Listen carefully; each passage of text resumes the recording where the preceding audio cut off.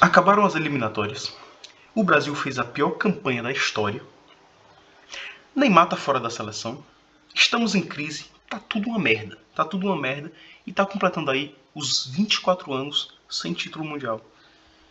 Tem pessoas que ficam ali preocupadas com isso, mas quem entende um pouco de futebol sabe que a gente tá só seguindo o plano. A gente tá só seguindo o plano à risca.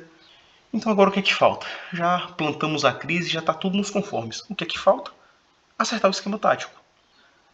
E como o Ancelotti ele é novo nesse assunto de armar estratégia para ser campeão, como ele sabe muito pouco disso, ganhou pouca coisa na carreira, eu vou aqui deixar qual seria esse meu 11 do Hexa, qual seria o esquema que eu usaria tanto na defesa quanto no ataque. Então, vamos lá. Primeiro, Ancelotti, você tem que entender aqui uma coisa sobre esses três jogadores. Neymar, Vinícius Júnior e Alisson. Então eu deixei aqui esses três questionamentos. Primeiro, Neymar é imprescindível à seleção? E sim, ele é imprescindível. Nós nunca ganhamos uma Copa sem um craque, sem um cara que botasse a bola debaixo do braço e chamasse a responsabilidade. Vinícius Júnior não é esse jogador, nunca foi esse jogador pela seleção brasileira. Estevão não é esse jogador, Rafinha muito menos. Então Neymar sim é imprescindível para trazer o Hexa. Segundo questionamento, Vinícius Júnior tem vaga cativa? E aqui eu não estou dizendo se Vinícius Júnior tem que ir ou não para a seleção. Óbvio que ele tem que ir, ele é um dos melhores jogadores. Hoje, em questão de fase, talvez seja o melhor jogador do Brasil. Junto ali com Rafinha, João Pedro. Mas Vinícius Júnior nunca apresentou na seleção nem 70% do que ele é no Real Madrid. Não só do que ele joga de bola, mas em questão de espírito, de raça, de indignação com a derrota, de sangue. Sangue. Aquele jogador que no Real Madrid o cara que entrega tudo e na seleção o cara joga sem... Enfim, demonstra ali uma certa apatia, uma certa indiferença com a seleção. Já são 5 anos de seleção de Vinícius Júnior e nada. E essa boa vontade de pessoas que defendem que ele tem que ser titular indiscutível só existe porque ele joga na Europa. Só existe por isso. Se Vinícius Júnior jogasse no Flamengo e tivesse sido tricampeão da Libertadores e tricampeão mundial pelo Flamengo, ele não teria toda essa boa vontade de todos esses defensores. Não teria. E o último questionamento, se Alisson merece outra chance como titular do Brasil numa Copa. E já adianto que não merece. Alisson é aquela dualidade entre teoria e prática. Na teoria, ele deveria ser indiscutivelmente o goleiro da seleção. Por quê? No Liverpool, ele joga muito bem. Ele agarra muito bem no Liverpool. Ele defende bolas difíceis, ele defende aquela bola que você não espera. Na seleção brasileira, ele está lá para defender as bolas defensáveis. Ah, mas você está cobrando demais de um goleiro que defende as bolas indefensáveis? Sim, estou. Por quê? Se é para defender as bolas defensáveis, Cássio faz a mesma coisa, Fábio faz a mesma coisa. Pode colocar qualquer outro goleiro. Então, tipo, se ele tá lá pra fazer o normal, porra, é a seleção brasileira, cara. Quer dizer que, tipo, só isso basta pra ser o titular indiscutível da seleção brasileira? E, tipo, não, e tem que continuar 2 Copas que ele não fez, tipo, uma defesa difícil, que ele não fez nada pela seleção. Na hora que prestou dele, ele comprometeu. E aí? Aí tem que continuar, você pelo menos dê a chance pra outro cara. Dê a chance pro outro cara. Não dá mais. E se ele só tá se queimando mais e mais, tipo, o cara já olha pra cara de Alisson e dá raiva, dá nojo já do cara. O cara vê que dali não sai nada. É o velho ditado, né? De onde menos se espera, de lá que não sai nada mesmo. E, enfim, a mesma coisa que eu falei pra Vinícius Júnior. Uma boa vontade que só existe porque joga na Europa. Então, vamos lá. E antes de explicar qual seria o esquema, eu vou fazer aqui uma retrospectiva sobre os últimos campeões mundiais, aqui do século XXI. Então vamos ver se vocês percebem a coincidência que existe entre esses times. Brasil de 2002, Itália de 2006, Espanha de 2010, Alemanha de 2014, França de 18 e Argentina de 22. Todos esses times, sem exceção, primeiro armaram um esquema defensivo forte para depois pensar em atacar, para depois pensar em fazer os gols.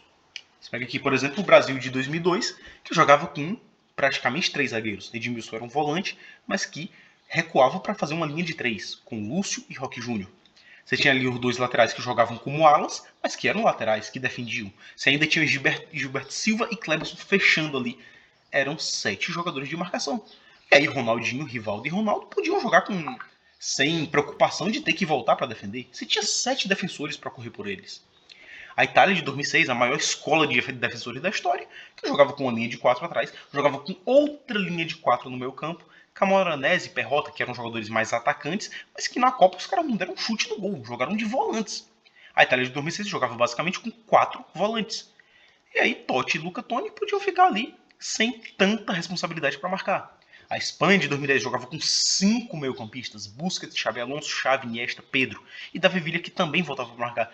Então era um time que, mesmo que não fossem jogadores fortes fisicamente, que tivessem tanta força de marcação, mas era um time que todo mundo corria para marcar.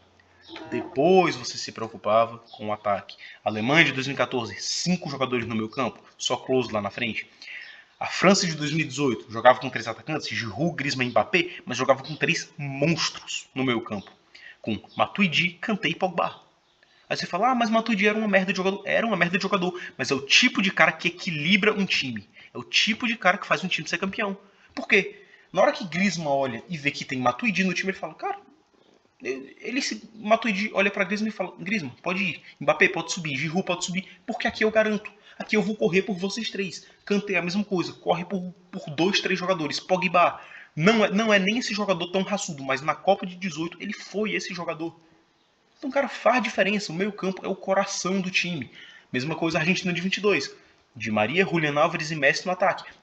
Mas jogava com 3 caras no meio campo que tinham muita raça, que tinham muito poder de marcação. McAllister, que jogou muito na Copa, marcando muito. Enzo Fernandes, jogando demais. Depou, que foi tomou de conta ali de toda a faixa direita do campo. Não passava nada, ele era o dono. Era o dono daquela faixa ali de campo. Então, para ser campeão, principalmente no futebol de hoje em dia, você tem que ter um sistema de marcação bem feito. Depois você pensa no ataque. Não dá para o Brasil ir como ele foi na Copa de 22, que jogou com 5 jogadores de ataque. Jogou com Paquetá, com Rafinha, com Vinícius Júnior, com Neymar e com Richarlison. Mas vai ser um time que vai jogar bem. Vai, mas quem marca? Quem marca? Richarlison vai ser o centroavante que vai voltar para marcar no meio campo? Vinícius Júnior vai correr por Neymar?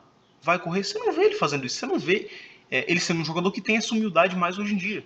Então, porra, cara. Então, por isso, vocês vão entender aqui o esquema que eu vou montar. É respeitando a história e a tendência que a gente está vendo hoje no futebol.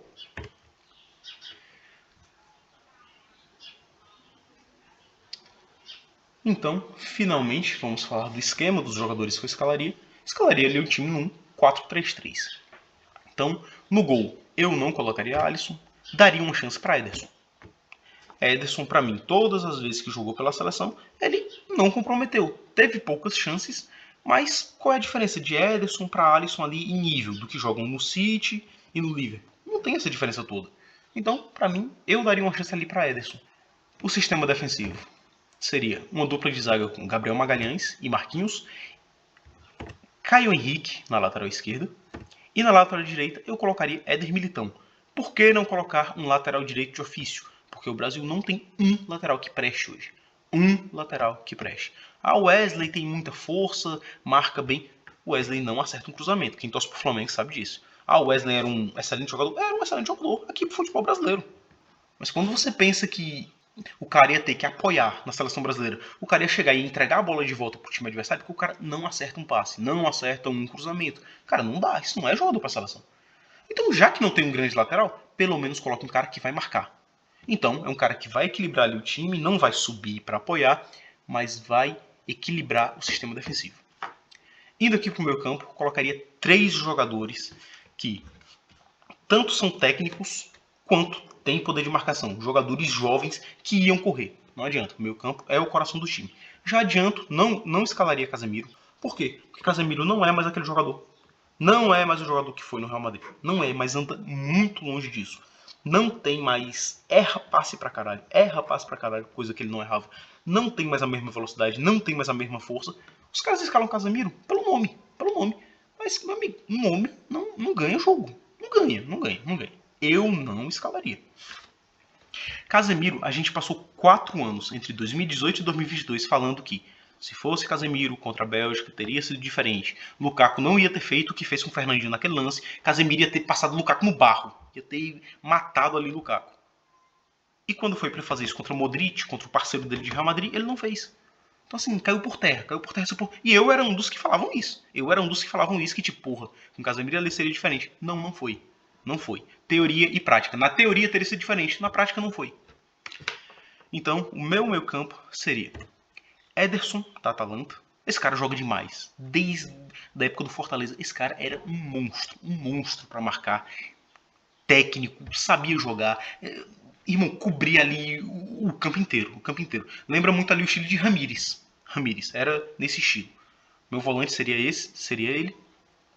E os dois meio-campistas, que teriam ali mais responsabilidade de armar o time, mas que também seriam de marcação, Marlon Freitas e Gerson. Bruno Guimarães é a minha pica. Bruno Guimarães nunca jogou na vida o que Marlon Freitas e Gerson já jogaram aqui no Brasil. Nunca jogou. Nunca teve a liderança dentro de campo que esses dois caras têm. Nunca teve a força física que esses dois caras têm. Nunca teve o poder de marcação que esses dois caras têm. E até com a bola no pé, esses dois são melhores que Bruno Guimarães. Isso para dar um exemplo, para não dizer esses outros caras que eles levam que enfim, é só porque joga na Europa. Se Marlon Freitas jogasse na Europa, era titular da seleção indiscutível. Mas joga no Botafogo aí não pode. Véi, cansei dessa porra, cansei dessa tese aí que só quem defende hoje é teimoso. Que a Copa do Mundo de Clubes aí mostrou que não tem essa diferença toda. Não tem. E o trio de ataque, os três caras que seriam responsáveis por decidir o jogo, seriam na ponta direita, Luiz Henrique. O que esse cara joga na seleção brasileira é brincadeira, meu amigo. O cara não sente o peso da camisa. Parece que tá jogando no quintal de casa contra as crianças, contra os primos pequenos. Porra, que cara de personalidade. Chuta pra caralho, habilidoso, inteligente, tem força, ajuda na marcação. Cara, o que esse cara fez na final da Libertadores de 2024, cara. O Botafogo jogou o jogo inteiro com um a menos. O cara foi jogar de lateral direito. Falou, não se preocupa não, eu venho aqui fechar, eu volto pra fechar. Não precisa recompor aqui nada não. O cara jogou de lateral direito e depois ainda subia pro ataque pra decidir. Fez o gol e sofreu o pênalti. Irmão, esse cara é um monstro. Jogador de jogo grande. E Copa do Mundo tem que ser esse tipo de jogador. Não adianta ficar botando jogadorzinho que decide o jogo contra o 14º colocado do Paulista. Irmão. Tem que ser jogador de jogo grande, que decide Libertadores. Os caras que jogavam quando tava no Botafogo, todo jogo contra o Palmeiras esse cara decidia. Que era o jogo grande, que era o jogo que tinha pressão, que era o jogo que tinha tensão emocional, e o cara não sentia. Um cara desse aí não dá pra deixar de fora. O centroavante pra mim seria Neymar. E Neymar é centroavante? Não, mas Neymar não tem que estar fazendo na seleção uma função de meio armador, porque todo mundo sabe que os caras têm liberdade pra bater em Neymar e o juiz não vai expulsar o cara, não vai. Os caras podem bater em Neymar, fazer o que for, e o juiz não vai expulsar. Então, para colocar ele nessa função, é você sacrificar Neymar e você contar que uma hora ou outra ele vai ser lesionado. Então, Neymar é o craque do time, o time tem que jogar em função dele. A bola tem que chegar nele, que é o cara do Brasil hoje que mais sabe fazer gol, que mais tem técnica para fazer gol, que mais é craque, que mais tem a jogada individual. Neymar. Então, Neymar pegando a bola dentro da área ou próximo da área, o cara não vai fazer a falta porque vai ser uma falta perigosa ou vai ser pênalti. Então não adianta, o time tem que jogar em função de Neymar. E Neymar não tem que ter a função de ir pegar a bola lá no zagueiro e sair driblando todo mundo, porque isso não vai acontecer. Ele não tem mais força para isso, não tem mais velocidade para fazer isso. E também não tem mais a segurança de dizer, o cara vai me bater e o juiz vai amarelar o cara. Não vai. Quem acompanha a carreira inteira de Neymar sabe que não foi assim. E o ponto esquerda, já adianto que não vai ser Vinícius Júnior, como eu falei no começo do vídeo. E eu colocaria um cara, não que ele seja ponta esquerda, mas seria um cara que tem muito entrosamento com o Neymar. E é um cara que na seleção sempre jogou bem. Que é Lucas Paquetá. Paquetá na seleção sempre jogou muito bem. Era um cara ali que poderia fazer essa função de meio atacante. Inclusive ali, vou explicar como é que o time jogaria na defesa e no ataque, como seria o desenho em cada momento. Mas um cara que na seleção sempre jogou bem. Jogou improvisado na Copa de 22 e jogou bem, mesmo sendo sacrificado ali para marcar. Na Copa América de 21 foi um dos principais jogadores junto com o Neymar, ali decidindo os jogos. E cara, o cara tinha um entrosamento com o Neymar que ele nem olhava. Os caras nem se olhavam. Poucos jogadores nessa geração da seleção brasileira tiveram esse entendimento com o Neymar como o Lucas Paquetá. O outro que tinha também, Coutinho. Mas Coutinho hoje em dia não dá mais para levar para a seleção. Então, eu levaria Paquetá muito por conta disso. Por conta do desempenho dele na seleção, de sempre ter jogado bem, e por conta do entrosamento que ele tem com o Neymar. Para mim, seriam os caras ali da criação, e seria muito difícil marcar os dois ali quando eles se aproximassem. Então, essa seria a minha escalação. E como o time agiria na defesa? Ficaria ali com o Ederson no gol. E o esquema ali seria um 4-1-4-1. Com o esquema defensivo ali com Militão, Gabriel Magalhães, Caio Henrique, Marquinhos. Ederson aqui cobrindo toda essa faixa entre o meio e a zaga, cobrindo ali tudo. Ele tem muita força física, tem muita marcação, tem muita inteligência para fazer essa função. Já que ele é um cara que ali tipo, não marcaria ninguém, mas estaria toda hora ali fazendo como um Kanté, o que um Kanté fazia. Não marcava no individual, mas ficava toda a bola ali. Os caras faziam a pressão e ele roubava a bola, já que era o cara que tinha mais qualidade para isso, né? A outra linha de 4 seria com Paquetá, e aqui está a importância de ser Paquetá nessa ponta esquerda e não Vinícius Júnior. Ele ia ter que marcar o lateral direito. E Paquetá, eu acho muito mais fácil ele fazer isso do que um Vinícius Júnior.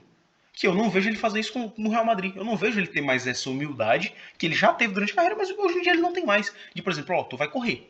Tu vai jogar pra Neymar. Tu vai correr em função dele. Eu não imagino Vinícius Júnior fazendo isso hoje em dia. Paquetá, eu imagino ele fazendo isso.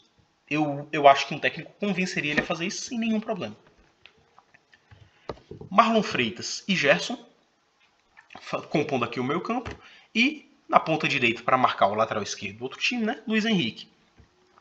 E o centroavante, o cara ali que descansaria mais na marcação, seria Neymar. Então seria um 4-1-4-1 ali, com só Neymar sendo o cara ali que descansava mais na marcação. E esses 4 jogadores aqui fazendo o primeiro combate. Cara, seria um time extremamente equilibrado. Extremamente equilibrado. Seria muito difícil fazer gol nesse Brasil. E aí depois, se você não toma gol, você está mais próximo da vitória. Você só precisa fazer um gol. Não tomou gol, 1-0, meu amigo, é campeão. Não adianta. É muito mais fácil tu ser campeão não tomando gols e ganhando de 1-0 do que tu ter um super ataque que vai fazer talvez 2, 3 gols, mas que sempre vai tomar gol. Porque não é todo jogo que vai ser fácil assim de tu fazer gols, cara. Então, pra mim, esse seria o esquema aqui. E agora, como o time funcionaria no ataque, eu montaria um esquema parecido com o que Guardiola fez no City em 2023. Pra mim, ele foi um dos esquemas mais bem feitos das equipes que o Guardiola treinou. Que ele jogava ali com 3 zagueiros atrás, uma linha de 4 jogadores e com 3 jogadores mais na frente, com Haaland ali na referência, com De Bruyne e Gundogan jogando ali um pouco mais atrás de Haaland, com mais liberdade de movimentação, com esses 4 caras no meio campo, que eram Bernardo Silva aberto na direita, Grealish aberto na esquerda, e com Rodri e Stones, que era zagueiro, ele colocou de volante. E com mais 3 zagueiros atrás. Ou seja, era um time extremamente equilibrado. Era um time que tinha um sistema defensivo fortíssimo. E quando o Guardiola foi lá e quebrou esse esquema, o City parou de ganhar. Por quê? Porque ele achou que não, vou voltar aqui a dar show, a massacrar todo mundo. Amigo, não adianta fazer isso. Tu achando que tá jogando contra ninguém. Tu jogando contra um time fraco, tu pode até fazer isso. Mas, porra, tu tem um adversário do outro lado. Tu tem que respeitar o adversário. Então, eu usaria um esquema mais ou menos parecido com aquele. Com Ederson no gol. Militão iria voltar para fazer essa linha de 3 zagueiros, né? Então, Militão, Gabriel Magalhães e Marquinhos. Caio Henrique ia subir para fazer essa linha no meio-campo, desses 4 jogadores, com Caio Henrique aberto pela esquerda, para quê? Dar amplitude, abrir o time adversário. Você tem 3 zagueiros, dificilmente o time vai conseguir te pressionar sendo que tu joga com 3 zagueiros. É muito mais difícil do que um time que joga com 2 zagueiros. Tu ainda abre Gerson numa ponta e Caio Henrique na outra. Ou seja, tu dá amplitude, tu dificulta a marcação do time adversário. Com Marlon Freitas e Ederson voltando aqui também para ajudar na saída de bola. 2 caras que têm técnica, que têm qualidade. E no ataque, colocaria ali Paquetá para ser esse camisa 10, o cara da criatividade, o cara para fazer esse tipo de jogada. Coisa que, por exemplo, não ia dar para fazer com Vinícius Júnior. Então você ia ter que recuar Neymar para essa função. Eu não colocaria Neymar nessa função porque eu acho que é loucura. Na prática não vai dar certo porque Neymar vai sair lesionado. Um momento ou outro, Neymar seria lesionado nessa função. Então, Paquetá seria esse camisa 10, com uma dupla de ataque ali com Luiz Henrique e Neymar. Neymar podendo voltar um pouco para fazer jogadas com Lucas Paquetá. Lucas Paquetá poderia cair para a esquerda, cair para a direita. Luiz Henrique ia cair mais para a direita, já que não tem nenhum cara aqui de muita velocidade pela direita, já que já é um jogador mais técnico, né? Então, Luiz Henrique caía mais para a direita. Paquetá ficava ali no meio, entrava dentro da área, voltava. Enfim, esses 3 caras no ataque teriam liberdade de movimentação. E é isso, cara. Esses 3 caras iam decidir o jogo. E o resto dos caras iam ser jogadores de marcação, jogadores ali laborais. E é isso, galera. O vídeo aqui já tá ficando um pouco mais longo e é isso. Ancelotti, é fazer isso e o Brasil é campeão. Faça isso. Se colocar 4 atacantes, não dá, não vai dar certo. Coloque ali 3 jogadores no ataque. Não necessariamente precisam ser esses 3, não necessariamente. Mas a questão é o esquema. A ideia tem que ser essa. 3 jogadores de marcação no meu campo. Não coloque um lateral só porque tem que ter um lateral. Se não tem um lateral bom, coloque um zagueiro. Coloque um Militão. Marquinhos já jogou nessa função. Nós temos jogadores para fazer isso. Nós temos grandes zagueiros. Então por que não usar isso a nosso favor? Entendeu? E é isso, galera. Digam aí se vocês concordam, discordam, se vocês concordam com esse esquema, com essa ideia, se vocês concordam com os jogadores que eu falei. Se vocês concordam, por exemplo, que é uma sacanagem Marlon Freitas não ser convocado para a seleção, que eu acho uma sacanagem do caralho. Esse cara joga demais. Gerson também tinha que ser titular da seleção brasileira. Ederson tinha que ter uma chance, tinha que ter mais chances. Enfim, galera, e é isso. Valeu, até a próxima.